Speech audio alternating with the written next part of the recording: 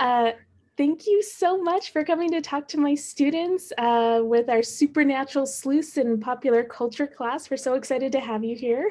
I'm so excited. I wish I was taking this class. It sounds like my sort of thing. It sounds really fun.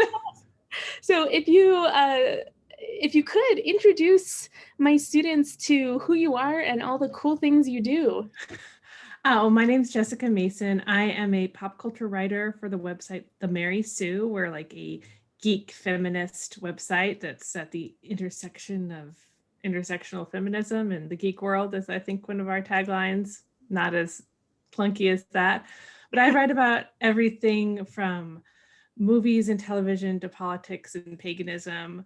But one of my favorite shows and the show that got me into writing about pop culture is Supernatural. And so I've covered it at premieres. I've was at the 300th episode party. I got to go there to Vancouver, do the red carpet there. I've met all the guys and interviewed them. And so I know a lot about the show, probably too much for a normal person, but that's how life is. And you also host your own podcast. Yeah, I host a little podcast called Real Magic, which is about the ways that magic and paganism are portrayed in movies and television. And so we have a lot of cool witches and magical people, and also writers and actors come on to talk about their witchy or magical shows. I had Ruth Connell, who plays Rowena, who's one of my favorite witches in pop culture, one of my favorite people. She came on and talked about Supernatural for us. So that was really, really fun. That was a super fun episode. I well, of course, I wholeheartedly recommend your podcast to anybody. Oh, thank you. I had you as a guest. Yeah. For selfish reasons, I'm like, it's an incredible podcast. But I was listening to the Supernatural episode this week, and I was thinking just what fun it is to have the actor there, and she was talking about her own kind of relationship to uh, the supernatural in Scotland, right? Yeah, she's Yeah, Scottish. Yeah. there we go. So it was really wonderful. But I did want to bring that up because I do have some students who were in my Legacy of Witchcraft class that were listening to your podcast. Ooh. Oh my goodness. Yeah, and they're back in this class. So now they get to put a face to a name. I was sending them all your articles about stuff. So I'm so glad I put on lipstick for this. So there we go. Well, let me go ahead and share the screen. And I have a few questions for you about supernatural in general, but feel free to take this wherever you want to take it. So for students that don't know, although I'm sure they probably know more about this show than I do, Supernatural ran from 2005 to 2020, and I feel really old just saying that. I mean, I remember when it first premiered. Yeah, I remember it too. I think I was in college, and I actually didn't get into it for many years because I was a big fan of like Buffy and Charmed and Angel, and all of those had been like canceled at that point. And I was like, they're just replacing Buffy with some boys. Ew. So I was very like, why are they doing that with no girls? Yeah. So Same. that's It also looked really scary, and I'm a total chicken, so it took me a while to work up the courage. Oh, but I'm going to go backwards to my introduction. I also, in terms of Supernatural, I did write a chapter in a book that came out last year called There'll Be Peace When You Are Done. It's like essays from casting, creators, and fans of Supernatural. And so like there's essays from Misha and Jared and Jensen in there, but I wrote about feminism throughout the run of the show. So if you want to check out a cool book of essays, I'm in that one. I'm going to have to check that out for sure. So since you brought up Charmed and Buffy and all those great 90s supernatural shows, I just included X-Files and Buffy here. I wanted to ask you, so in many ways, actually let me just start with the X-Files. So that ran from 1993 to 2002 originally, and then they had like a movie and some reboots recently. And Buffy, the TV show, not the movie, went from 1997 to 2003. So both of those ended, a couple years before Supernatural got started. And from your perspective, how do you see Supernatural and the legacy of these shows? I mean, in many ways, there would be no Supernatural without these shows, but where do you feel like it contributes or changes those kinds of things? Yeah, I think it was like a direct descendant of both of them. Like in terms of even the cast and crew, like one of the main forces in the first few seasons of Supernatural was a producer named Kim Manners who worked on the X-Files. And he brought a lot of crew with him. A lot of crew had worked on the X-Files for many years, and they came over and worked on Supernatural. So the aesthetic and look and like tone of the X-Files and the kind of two-hander aspect of the X-Files and Monster of the Week sort of thing, that was really influential in Supernatural. Kim Manners passed away in season 4, but he's like had to cast a huge shadow over the show. And so the X-Files influence is really there. Buffy also is a huge influence because the tone and the humor and looking at monsters as metaphors for our issues that we have as human beings is a huge part of Supernatural.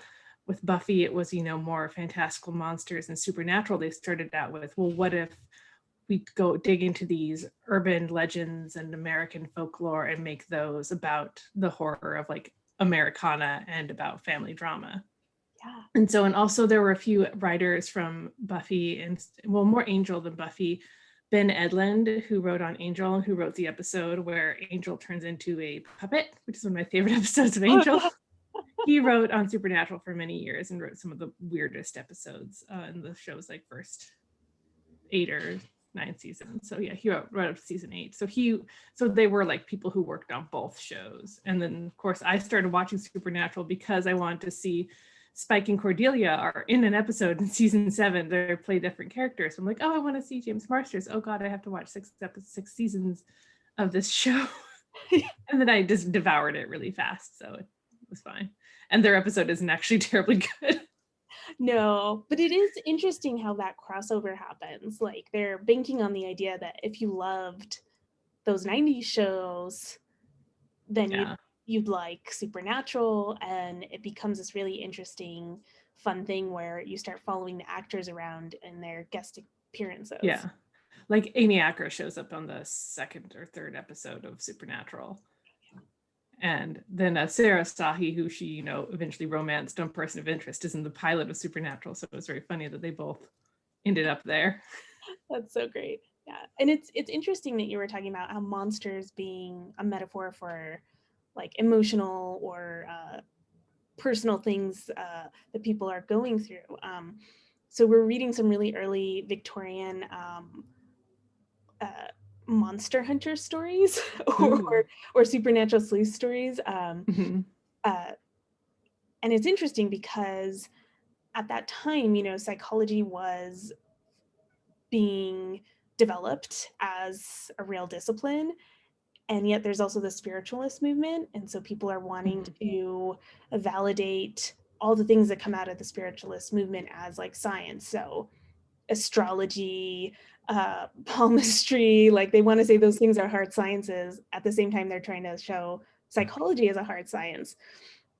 So there's this really interesting theme that starts happening in these stories of like people's psychological issues getting reflected through the supernatural or a paranormal or uncanny experience. So it's interesting to see how that becomes super concrete in something like Buffy the Vampire Slayer. Yeah, that's really interesting because like Buffy, the Buffy season 1 isn't terribly good, sorry to say, but like one of the episodes, like that they get very literal in their metaphors, where it's like when you're in high school you feel invisible and the girl actually turns invisible and it gets better from there. It's like you sleep with a guy and he turns into a monster. What if that was literal? And so exactly. And Supernatural is never quite, I mean, sometimes it's as on the nose as Buffy was, but it's a bit more digging into the horror aspects. I think Buffy leaned much more into like the action comedy sort of thing. And Supernatural really in the first few seasons especially was a horror show and tried to be scary. Yeah, it definitely got less scary as the series went on, for sure. So let's talk. Wow, 15 years of these guys and their car, Baby. And I didn't know that their car was called Baby until... Yes, I want to show off something. So please do. so when the show ended, the CW sent these out, and I got a part of there were 6 babies on the show. There were 3 hero cars and 3 stunt cars. I'm pretty sure this was probably from one of the stunt cars because Jared and Jensen we both got a baby, but they like gave parts of it to some people of the press. So I have a part of baby that was used on the show. So wow. And what part is that? I'm trying to. It's a window roller rubber. Nice. Wow, that's so cool. So that's one of my favorite. Now my prized possessions is a piece of a car from 1967. That's awesome. Yeah, I mean, because you couldn't have this show in many ways without that car. It's so iconic. Oh yeah, and like, you know, they when Eric Kripke created the show, he was like looking for a car, and he asked someone like, what car should I have? I need a car that can, you know, and they said do a 67 Impala. You can fit a body in the trunk, and many times they do, you know, but like the King of Hell is in the trunk of the car, and it's a really beautiful car, and you can't tell how big that car is, like with Jared and Jensen there, because they are giant people. Jared's like 6'4", and so if you actually go near the car, you realize that it's a giant car. It just looks like a normal sized car next to them because they are huge people. Oh, that's hilarious. Well, so I mean, 15 years. Yeah. Why do you think? Yeah. Why do you think this show lasted this long? And how do you think it changed between 2005 and 2020? Well, like the answers to both of those are kind of the same. The things that like kept it going and that kept it interesting that also like changed was like fandom, homoeroticism, and the lead actors. And I'm including Misha Collins as Castiel in there because he came in season 4, and I don't think the show would have made it past season 5 or 6 without the addition of Angels in Heaven and everything that Cass brought to the show. Yeah. But the fandom for this show is just super intense. And it, you know, it grew up because you don't actually see shows that aren't about like getting married or babies or family in that way. Like it's about the bond between 2 brothers, which you don't see as often. And it's about a different kind of masculinity, a different kind of love, different kind of adventure. And these 2 actors, and eventually 3 with Misha, are so good in these parts, and they're so compelling, and they have such great chemistry together. And it's such a great door into this really interesting world that they come up with. And so that's what got people's attention. And then the fandom just ran with it and got real weird in a lot of ways. I can go into how weird that fandom got. Yeah. The you know, fan fiction is for any students that aren't familiar with it, though I'm sure they are, you know, it gets real sexy real fast. Or yeah, maybe like, horny is probably the better word.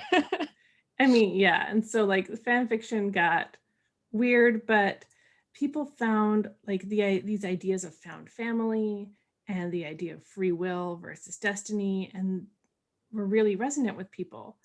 And then the fandom became so entrenched in the show that the show rather uniquely started dialoguing with the fandom in some really interesting ways.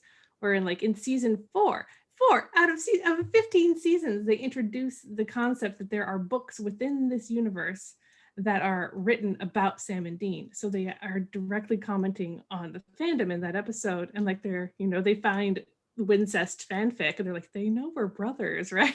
Yeah. That was one of my favorite episodes. It's a great episode.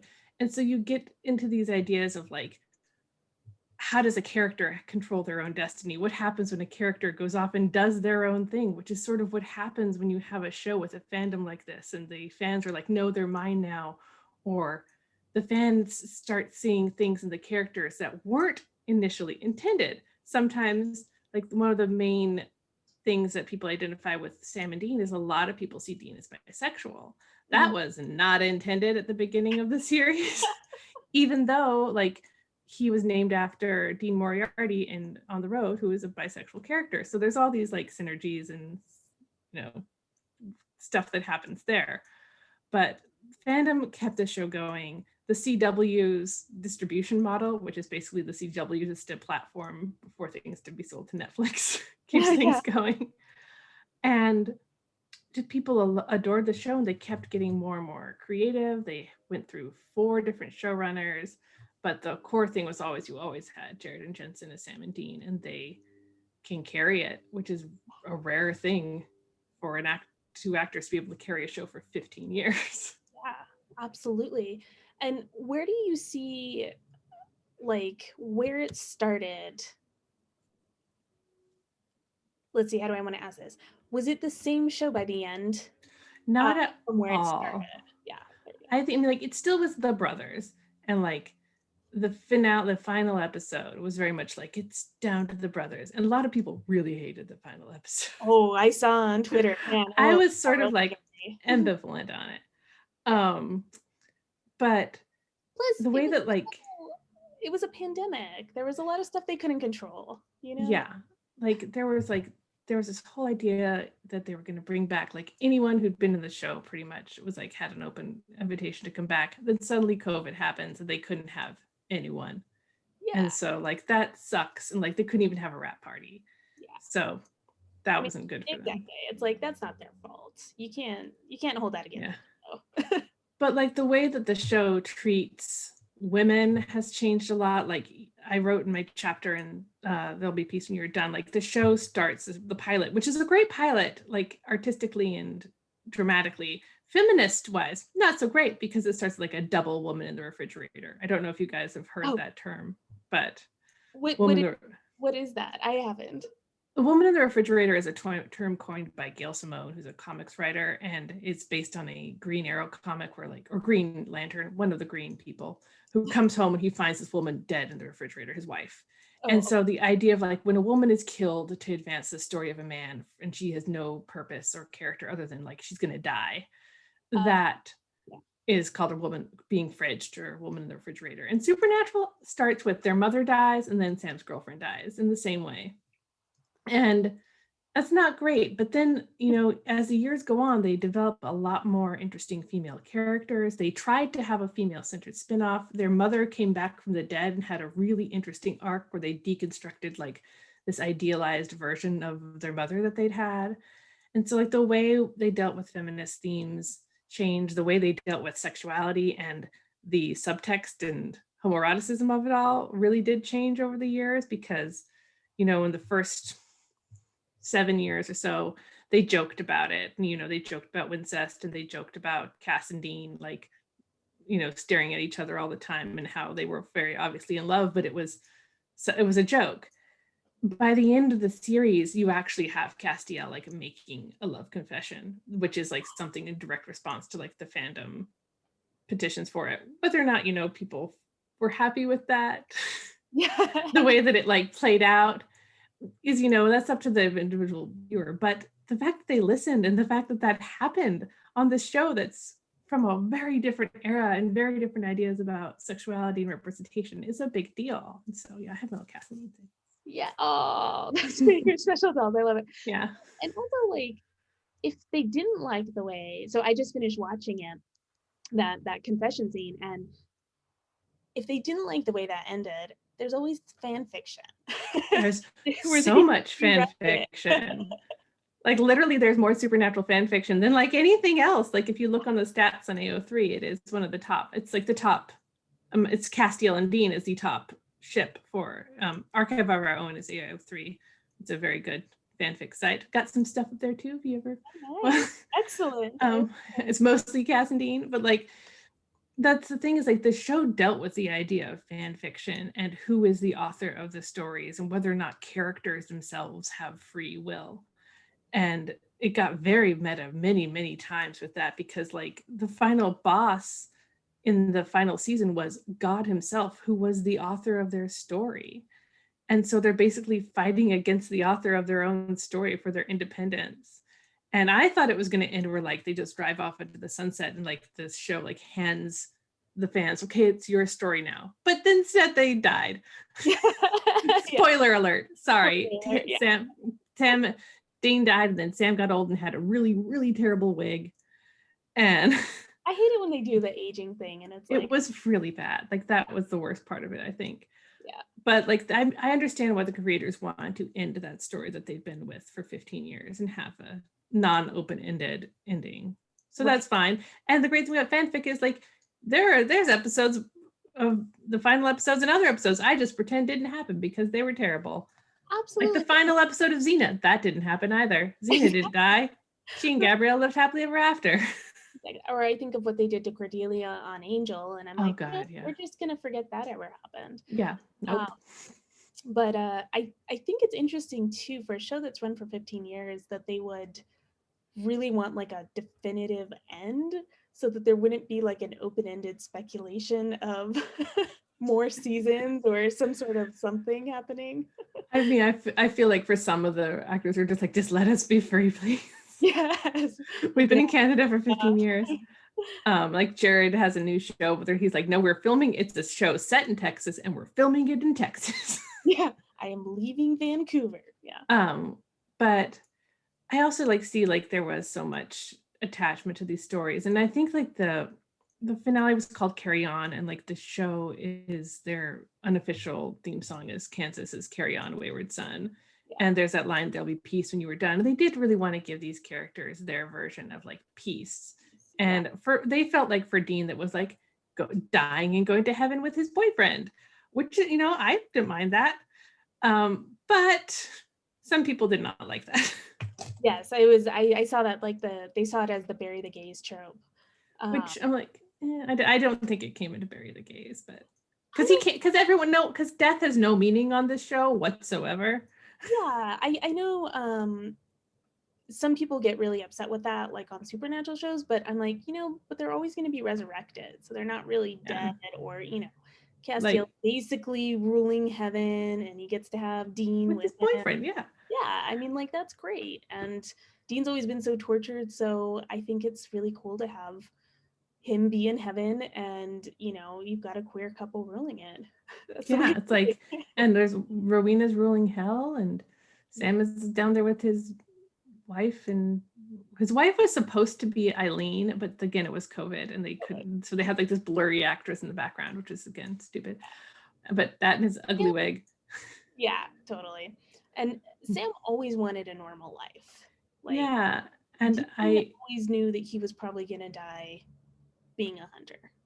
Yep.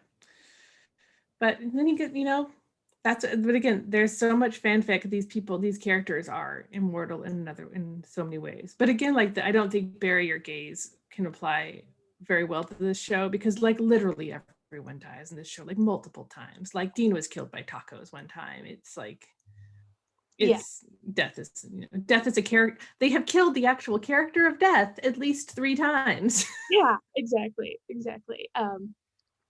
I knew someone who stopped watching Winona Earp around season 3 because they saw Waverly being, in their mind, they read it as Waverly was being killed off, and it was a bury the gays trope.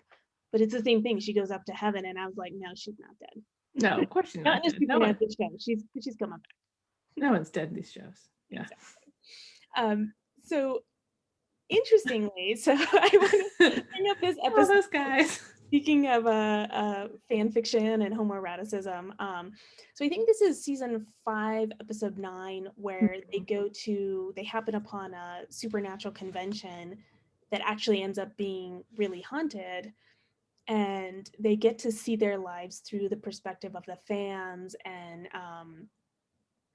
they see the Wincest example of like here these two cosplayers who are also a couple, and they're really invested in the themes of love and loyalty and all of that. So this is the last time I taught this is like before I knew as much about all the fandom and everything. But I always tell my students, in many ways, the show started out kind of homophobic. Oh yeah, it was 2005 especially. Yeah, 2005. Yeah, exactly. So very much a product of its time, and all you have to do is look at Dean's like spiky gelled hair in the first couple seasons to know it's an early 2000s show. But it starts there. So I said, it can be really homophobic, but super homoerotic at the same time. And then we talk about this episode about how the homoeroticism is taking over.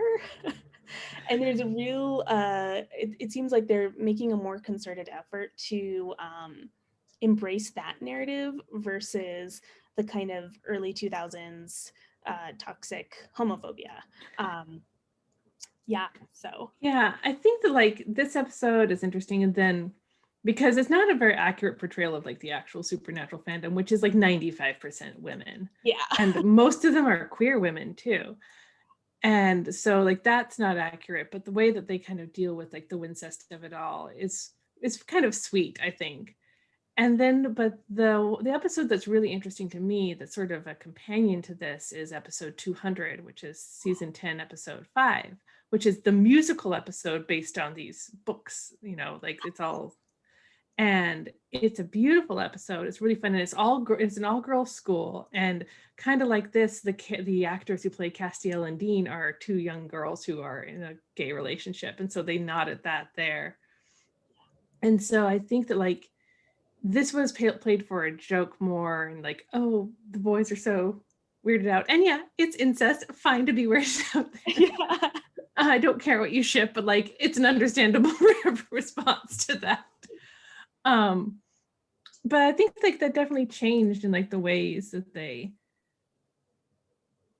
portrayed the queer longing and the subtext and all of this, because like, and it's a definitely contrast between like the Wincest homoeroticism and the Destiel homoeroticism, because one of those is incest and probably is not going to be on CW, and the other one is, you know, an angel and a hunter falling in love. It's a really cool story, and you know, I Yeah. was amazed that they actually like even went there as far as they did, and that, you know, that was the wildest night on social media. Oh my Because God. like, Yeah. So I watched that episode and like so I watched a lot further into the series than I realized. So probably maybe through season 10. mhm, But when I watched the episode where Destiel confesses his love, like I just felt like I was dropped into a bunch of drama and I was like, whoa, there's a lot of stuff I need to catch up on. And then so I was like, I'm not processing a lot of what's happening here. But then the yeah, last 10 minutes was like, oh oh, my gosh.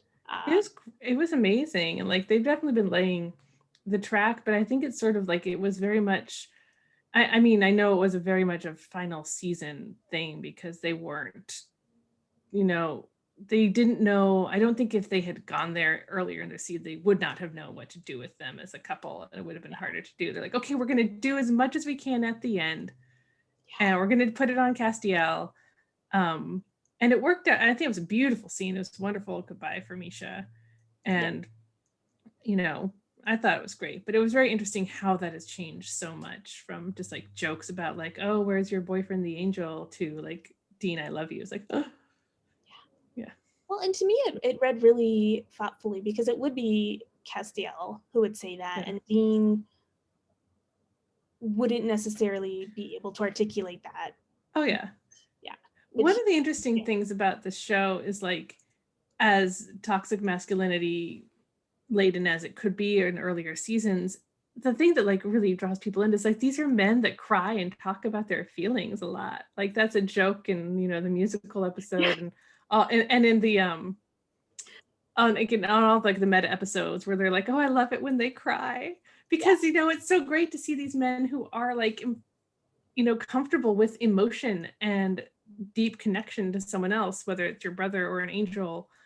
It's actually a very anti-toxic masculinity, even Yeah. though they're like, oh, chicks and guns and whatever. Like they are actually, you know, sometimes the Dean can be an emotional turn up, but he does love deeply. That's why Castiel loves him. And like the fact that he loved enough to make this angel love him and save the world, that's like a pretty cool thing. Absolutely. And so in episode 200, they had a really funny name for it. They called it like the BM. The BM, the brother moment, I think Yeah, the that's brother actually moment. something they call it in the writers' room. Okay. Yeah. And it's like, it's interesting because as much as like that musical in that episode could focus on monsters and all these things, really the focus was on the relationship between these three men and their love for each other. Um, which in many ways, I think that's part of how the story evolved. It shifted away from monster hunting, even though that was still an important part, and it was more fundamentally about these people who, I mean, realistically, kind of grew up in a toxic, Oh yeah, very a toxic. toxic upbringing, and so part of them working through, you know, homophobia and toxic masculinity is those characters actually working through some of the trauma in their childhood and realizing life is a lot more complex than what they were taught to believe. And like the message of Supernatural that resonates with so many people in the fandom is that love and caring for people in your found family or your real family can save the world. And whether or not it's love between two brothers or love between friends or romantic love, it's this idea that you do what you can for love and it can change the tide of literally the apocalypse. And that's something people really resonate with. And it's also like, it's something, these are regular guys whose love for their family and each other is able to save the world against literal gods and monsters and angels and the devil. Absolutely. And when Castiel tells Dean, you think you're this terrible person, but everything you do is from love. I mean, it really did put things into perspective, because it's like, why else would they live the way they're living? Mm-hmm. Traveling all over, basically living out of their car, if it weren't an act of love, if there wasn't a fundamental sense of humanity and compassion and empathy. Yeah. It's all about love. Yeah, which is like a really soft, tender, mushy thing that I don't think people would really associate with a male dominant show like this. Oh, and that's why it's got such a female dominated audience, because yeah, I think it is such an interesting space for fandom to explore so many different things with these characters who are so well portrayed and so multi-layered. Absolutely. And I know we kind of talked about this a little bit already, but did you want to add anything else about like how Destiel came to be? Well, it's so like the evolution of it has also been very interesting, because like Castiel came in season 4 and he was awesome. He had one of the best entrances, not just of like on Supernatural, one of the best character introductions of all time on television. Like, I'm biased, but I still think that when you see him in that barn with the wings, it's awesome. Yeah, absolutely. And like one of the reasons that Wincest exists and every ship on the show exists is that Jensen Ackles can't have chemistry with a lamp. Like, he is a beautiful man. He's really charismatic. He's so good and open emotionally as an actor that like anyone in a scene is just like, well, I'm in love with you now. I mean, like, I've interviewed him and it's like, oh, how do I words? But so like you had this automatic like sexual tension between Dean and Cass, and they had this really like profound bond which they played up. And one of the reasons that you didn't see Castiel in scenes with Sam as much is because Jared, like, you hear it on, they had a lot of fun on the set. They're all if you watch the gag reels, they're great. They're giant goofballs. Okay. But like Jared was always screwing with Misha. And so like they couldn't get like usable takes when they were on scenes together. It's like, oh, we'll just write Sam off there and this will be Cass and Dean. Great. Oh, whoops, we wrote a gay love story. And I love that. And just like it kept layering on, because they had this, if Castiel had been a female character, they would have been married 5 years ago. But it's so funny. I'm sorry. It's like, why is Dean always trying to get Castiel alone? And you realize it's all this other production prank stuff that caused it. I love that. Oh yeah. And it's like, it's so funny because like there's always like extra diegetic reasons, like, why isn't Castiel in this episode? Well, because they only paid for like 10 out of 15 episodes. Like, that's their budget. They literally can't pay to have Misha in this episode. But like you get to like season 8 is like this one of the peak Destiel seasons for me. And like you have a scene where like Castiel is under mind control and like beating the shit out of Dean. I'm sorry if I'm just supposed to No, yeah, we use colorful words here. Okay. And like he's about to kill him and Dean says like, Cass, I need you. And the original scripted line was, I love you. He was supposed to say I love you, but Dean doesn't say I love you. He had never said I love you to Sam at that point. So they took that line out, which I think was a good call, but still it was this incredibly romantic moment. And like you watch it, you're like, well, of course they love each other. Like, what are you idiots doing? But that's like where fanfic exists. Between season 8 and 9, when like Cass had like ended season 8 as a human, and that was this beautiful summer of fanfic where all like, Cass and Dean will go back and move into the bunker together. It'll be so great. And then season 9 was like, meh, not. He was human for like 4 episodes, and it's kind of disappointing. Yeah. Well, you're right. You know, if he was a woman, they would have totally exploited the sexual chemistry and the will they won't they tension of that. And then they've gotten married, and he would have like died, and then Dean would have been sad. Killed off. And so, but like it just I was so amazed when they went there with Destiel, because like, I mean, they should have done it if, like season 9, but because it was really the most logical place for this story to go. Like everyone is watching this show and like watching it and going insane, because like these guys are so clearly like there's something there that's, you know, a profound bond. And then the fandom, you know, with it was very much a strange thing for the fandom, because like in like the era of Trump, it kind of made me think about like how you're watching things that you know are real with your eyes, and then somebody saying they're not real. Yes, it's not real. But then on the other side, like fandom got really crazy with it, and really like, you know, not healthy with both with Wincest and Destiel and the real person ships, because like Jared and Jensen are like fandom were convinced that Jared and Jensen were secretly married and were harassing their wives, or Destiel fans would harass the writers. Like it got really messy in a lot of ways.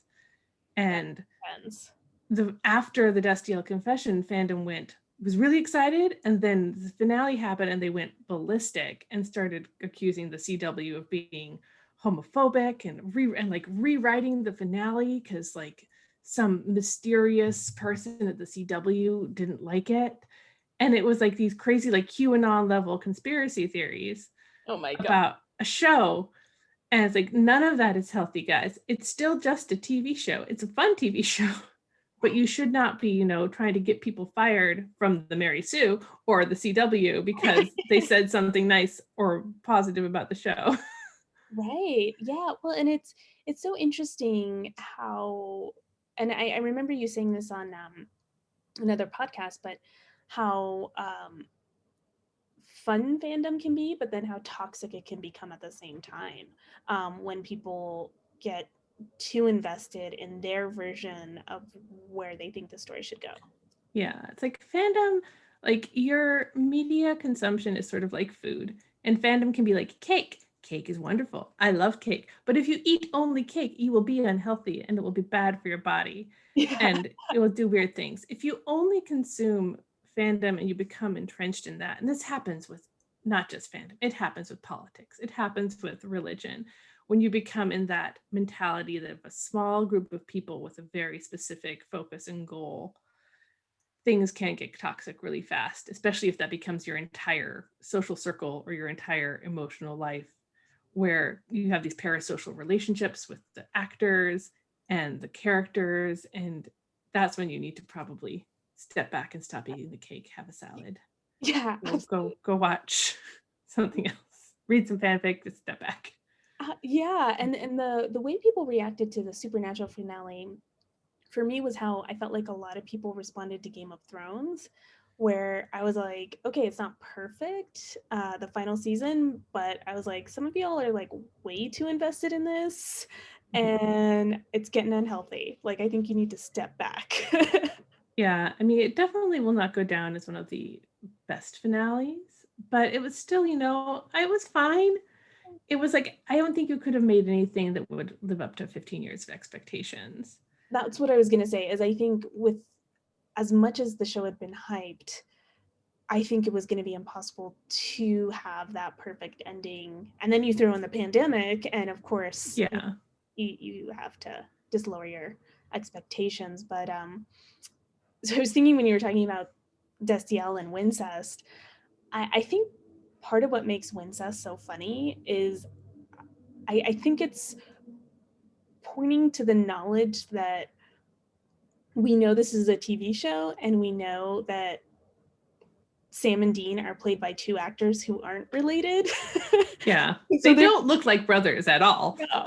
So there's an awareness that it's like, they're not really related. They're both just two hot guys that we would like to see get together. And so there's like this layer of meta fiction, which I think is super interesting. Well, that's why like J2, which is Jared Jensen real person fanfic, is so popular. And it bred its own genre of fanfic. I don't know, have you followed like the werewolf porn lawsuit? Oh my goodness, no. Okay, when I say the words werewolf porn, I have to like pay off on that. Yeah, I was like, whoa, okay, that's a story. So this will be adult, like content warning. This might be adult. Oh yeah, so, no, that's fine. We get plenty adult here. So there's a genre of fanfic called ABO, or Alpha Beta Omega. It started in Jared Jensen fanfic because like there's a lot of werewolf stuff going on, and it is based on this idea that instead of just like male and female genders, there are three genders. There's alphas, which are like the alphas, and betas, who are normal people, and then omegas. Omegas can be men or women, but either of them can get pregnant, and they do have self-lubricating parts. And the alphas have also some parts that are very reminiscent of canine anatomy. There's things about, just Google it. But it's very like werewolfy, and there's like scent bonding and true mates, and it's really it's very interesting ways where people explore like gender and soulmates and societal roles of sex, and you can have Dean get pregnant and all the sort of weird stuff. It's very interesting. It's this huge genre of fanfic. And then like it started in fanfic. You can find ABO in any fandom now, and then it made its way into romance novels. Oh yeah, I was gonna say, I was like, this sounds like a pretty hardcore romance.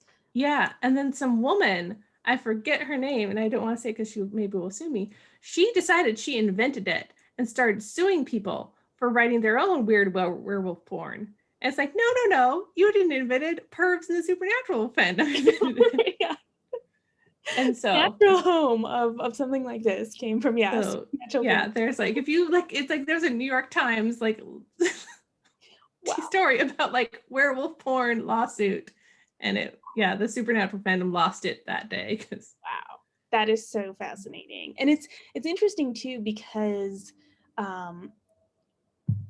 so I have a theory that all fiction is fan fiction. Oh, totally, yeah. Because you're just writing what you really love and want to see more of.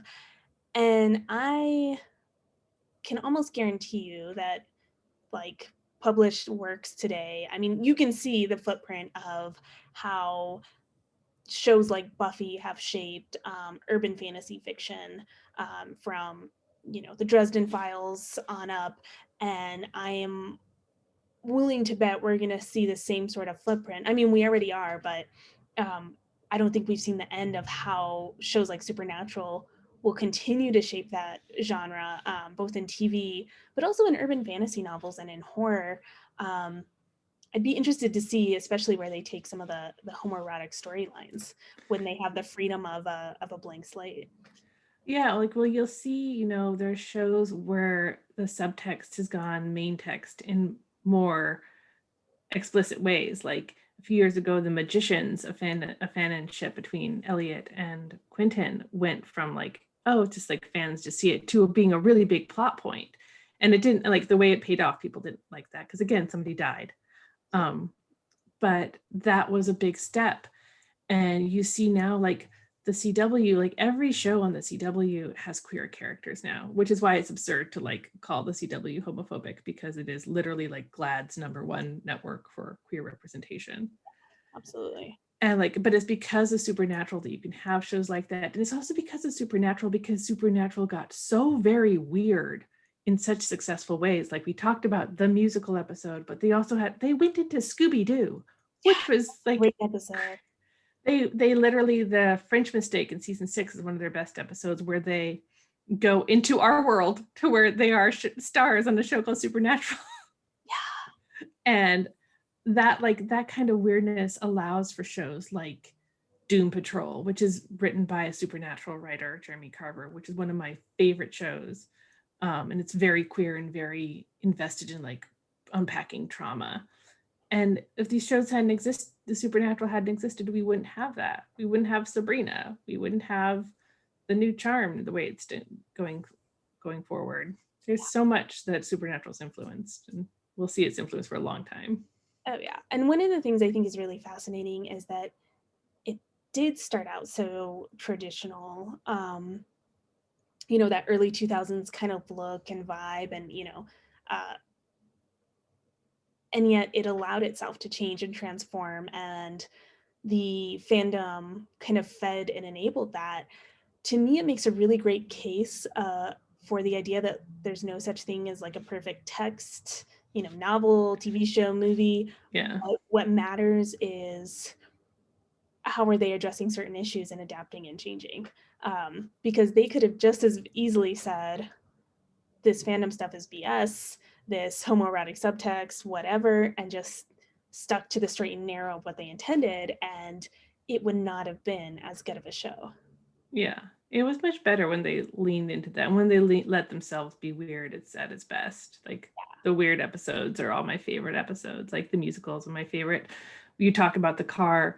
One of my favorite episodes of all time is Baby, which is from the point of view of the car. Yeah. And it's shot entirely in the car, and it's some of their best filmmaking. It's such a great episode. It's one of my favorite. It's probably my favorite episode of the series. Yeah, that one was really great because it makes you realize just how much time they do spend in that car. And all the stuff that goes on in there. Yeah. I love Scooby Natural too. It's like no other show could do a crossover with Scooby Doo. Yeah. Well, and make it make sense. Yeah, absolutely. And what was so cute about it too is you see Dean as like a young kid really loving Scooby-Doo and having, there was that sense of like raw innocence in him still, even though he's like this tough guy who's done all these things. He's literally been to hell. Yeah, exactly. But he's like, I want to hang out with Daphne. I get to be part of the Scooby Gang, and it's pretty adorable. But that's such a big leap they took to just say we're going to embrace this, which I think people outside of the fandom don't quite give this enough credit for. They've maybe stopped watching it early on and don't realize how much it's transformed. And I don't want to be totally down on the fandom, because the fandom's also full of wonderful creative people who make amazing fanfic authors, and the fandom's done a lot of good. One of the reasons that the fandom is so active is because they have, pre-pandemic and the before times, there were 13 to 16 conventions a year. There was a really deep relationship between the actors and the fans. I got to know some of the actors as a fan and as a journalist. We had the in-person relationship and the Twitter relationships and social media, but also you have things where Misha has a charity called Random Acts that has built orphanages, and he does this crazy scavenger hunt called Gish, where that's the reason I was wearing a bikini made out of bananas a few summers ago.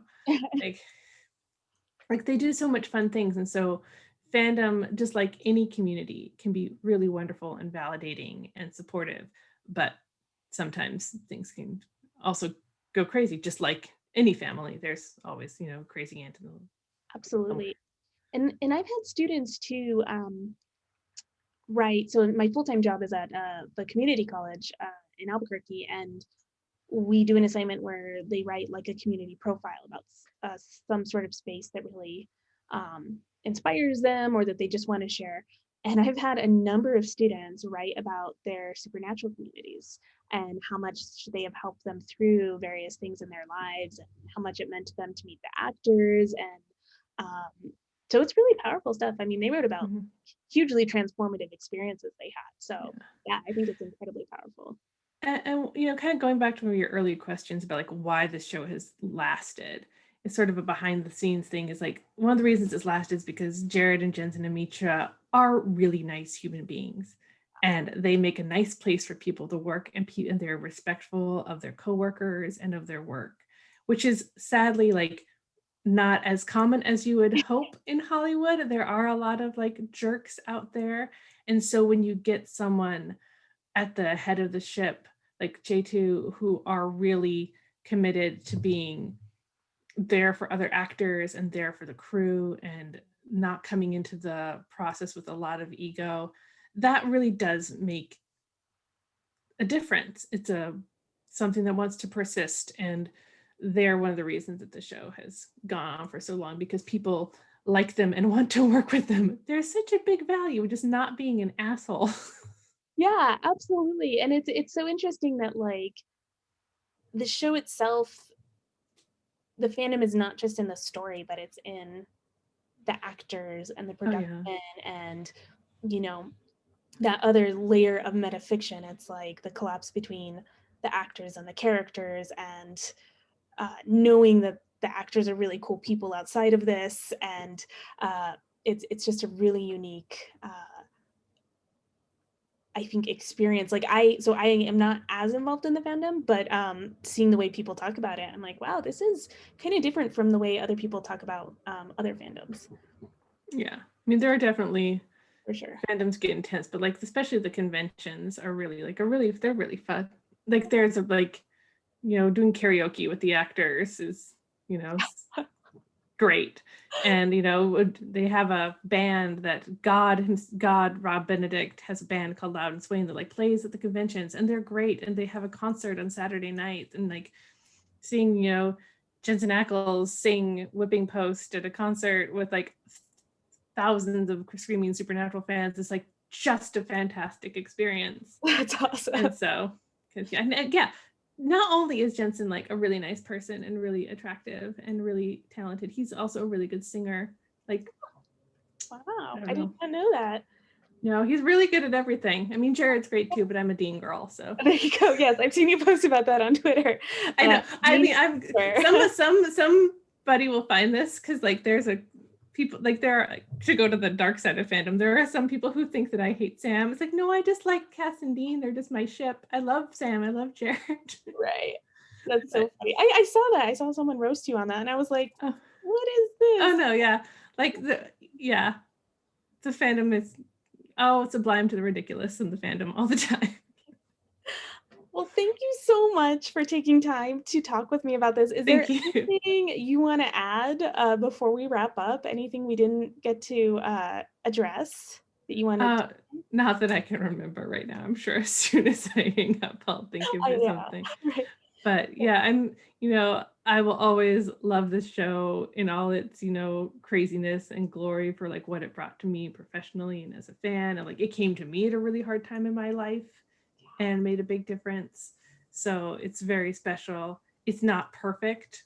No show is, but again, that's what fanfic is for, you know? Well, and I think so for me, I really like watching shows that have several seasons already out, and I like to read books that are in like a series. So urban fantasy that has like a 10-book series, or cozy paranormal mysteries or whatever.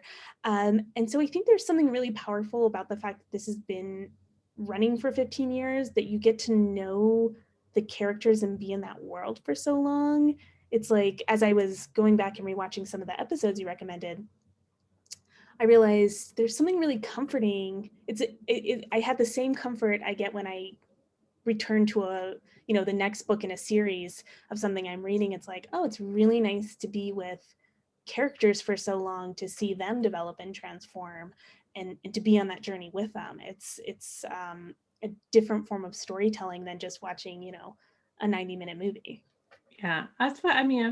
I love movies, but TV is, I think, where you can truly do some of the best storytelling, and where the writing and the character development is key, and where you just can have these fandoms that go on forever. The show is over, but the fandom will go on forever. And I'm sure, at this rate, they're going to reboot it in like 2 years with Yeah, with Dean's kids or something like that. yeah, or something. I mean, they've all got very adorable children. So Yeah, right. Well, thank you so much. This was such a pleasure. People can find you on Twitter, right? And on your podcast. yeah, my Twitter is fangirling Jess. My podcast is Real Magic, which is with an REEL. And I'm also writing on the Mary Sue every day. Yes. Every day. Yes, definitely.